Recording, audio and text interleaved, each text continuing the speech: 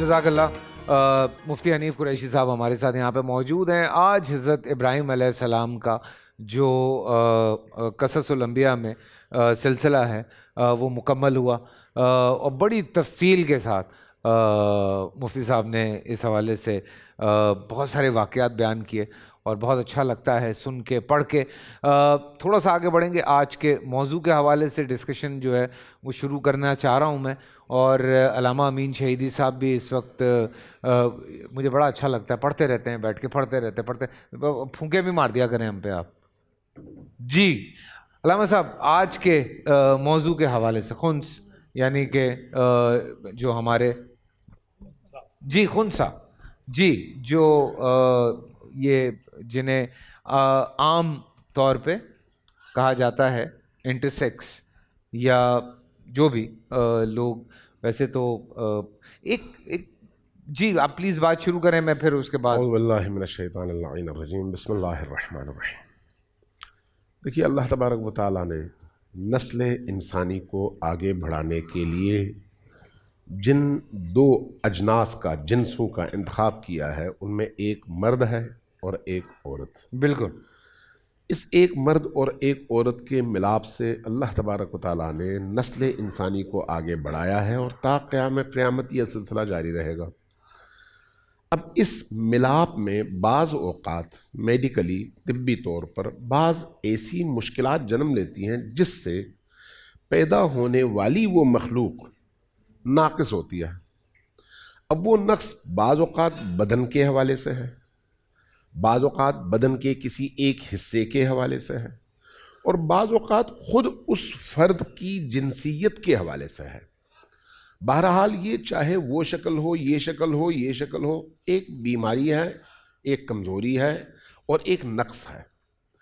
اس کی بھی وجہ آپ اللہ پر نہیں ڈال سکتے، اللہ نے ایسا کیا، نہیں، ایسا نہیں ہے۔ اللہ تبارک و تعالیٰ نے رستے بتائے ہیں، ان رستوں پر جب انسان نہیں چلتا تو اس کے نتیجے میں جو الٹا رستہ اختیار کرتا ہے کسی بھی رستے پہ چلتے ہوئے، تو اس کے جو نتائج ہوتے ہیں وہ نتائج ہمیشہ کسی نقص کی صورت میں سامنے آتے ہیں، اور ان تمام نقصوں کی برگشت انسان کی طرف ہے، اللہ کی طرف نہیں ہے، کیونکہ اللہ ناقص پیدا نہیں کرنا چاہتا، لیکن رستہ دکھاتا ہے۔ جیسے زہر کھانا ہے، زہر انسان کھا لے تو مر جاتا ہے۔ ایک حوالے سے آپ کہہ سکتے ہیں اللہ نے مارا ہے، لیکن اللہ نے نہیں مارا، اللہ نے زہر میں یہ خصوصیت پیدا کی ہے۔ اب آتے ہیں اپنے اس مبحث کی طرف، اس بحث کی طرف۔ جہاں تک اس جنس کا تعلق ہے، جس کو عام طور پر فقہی اصطلاح میں خنثی کہا جاتا ہے، ہمارے ہاں خواجہ سرا کہا جاتا ہے، یہ خود ایک بیماری ہے، ایک نقص ہے۔ اب سوال یہ ہے کہ ہم اس معاشرے کے اندر 25 کروڑ کا، تو تقریباً 24 کروڑ کا معاشرہ ہے، اس میں کتنے لوگ ہیں جو اس بیماری یا اس نقص میں مبتلا ہیں؟ آپ نے اگر سپریم کورٹ کی وہ رپورٹ دیکھی ہوگی تو اس میں شاید 25,000 سے زیادہ نہیں ہے۔ جی 21,268، ہاں، یعنی وہ 25,000 سے کم ہے، ٹھیک ہے۔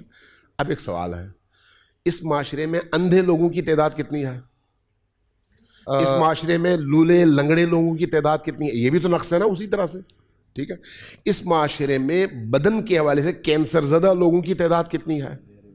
اس معاشرے کے اندر پھیپھڑوں کے مرض میں مبتلا یا گردوں کے مرض میں مبتلا، مرنے کے قریب، پریشان حال اور لا علاج ایسے لوگوں کی تعداد کتنی ہے؟ آپ یہ کہتے ہیں کہ یہ مرض ہے، بیماری ہے نا، نقص ہے نا، بدن کے حوالے سے ایک نقص ہے، بیماری بھی نقص ہے، یہ بھی ایک نقص ہے۔ اچھا، سوال یہ ہے کہ ان موضوعات کی طرف ہمارا یہ جو انٹرنیشنل سرکل ہے وہ کیوں توجہ نہیں دیتا اور اس کو فوکس نہیں کرتا، میڈیا میں نہیں اٹھاتا، معاشرے میں نہیں اٹھاتا، صرف ایک چیز کو یا دو چیزوں کو یا تین چیزوں کو فوکس کیوں کرتا ہے؟ جی جی آپ بات اس کی وجوہات ہیں۔ کوئی نہیں آپ بات۔ معذرت، وہ کارڈ ہے۔ اچھا شکر ہے، میں نے کہا کوئی ایسی چیز نہ لکھی ہوئی۔ اللہ سلامت رکھے آپ۔ جی اس کی وجوہات ہیں۔ اس کی وجوہات کیا ہیں؟ یہ جو نسل ہے اس میں ان کا قصور نہیں ہے، یہ کچھ ہیں اوریجنل کیسز جی جس میں واقعی ان کے ہاتھ میں نہیں تھا، وہ بیمار ہو گئے، یہ والا نقص ان میں آ گیا۔ جی اب شرعی طور پر ان کا حکم کیا ہوگا، اس کے اپنے اپنے طریقے ہیں، اصول ہیں، ضابطے ہیں کہ ان پر کس کے حکم کا اطلاق ہوگا، مرد کا یا عورت کا۔ لیکن یورپ میں بھی اور یہاں پر بھی اس نسل کو انسانوں کے درمیان ان کے استحصال کے لیے اور ان کی گمراہی کے لیے اور ان کے درمیان فحشا کے فروغ کے لیے بھرپور طور پر استعمال کیا جاتا ہے. چلیں یہیں سے کیونکہ یہ خود ایک انسانی استحصال کا ذریعہ بنتا ہے, اس لیے اس پر توجہ زیادہ دی جاتی ہے. تو میں نے اس کا مقدمہ تو بیان کر دیا. اب اس صورتحال میں پاکستان کے اندر اس موضوع کو سپریم کورٹ نے بھی اٹھایا اور معاشرے میں بھی اٹھایا جاتا ہے.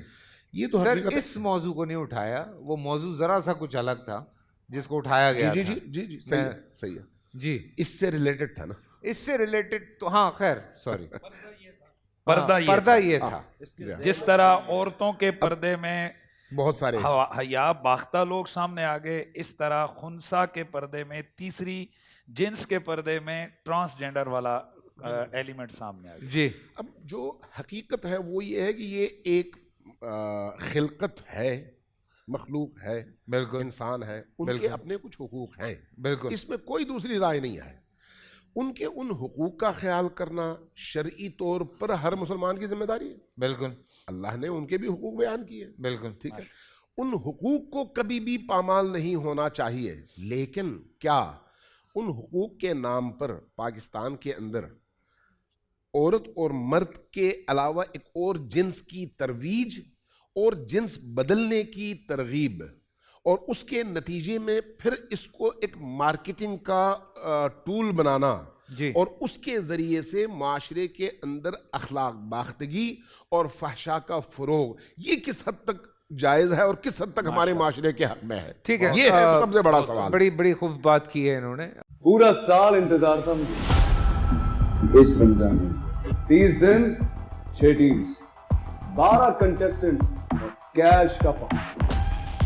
اب گیم وہ ہوگا جسے آپ کا نہیں ہوگا, جس نے جو کرنا تھا کر لیا. لاکھوں عوام کو دینے کا ذمہ ان میں حصہ. شور گونجے گا ہر گلی نکڑ اور دکان. رمضان لیگ بنے گی آپ کی پہچان. نعرہ لگے گا تو پارا چڑھے گا. گیم شو ایسے چلے گا. رمضان لیگ روزانہ شام 7 بجے صرف بول انٹرٹینمنٹ پر. بول انٹرٹینمنٹ کے شوز دیکھنے کے لیے ہمارے چینل کو سبسکرائب کریں اور بیل آئیکن پر کلک کرنا نہ بھولیں.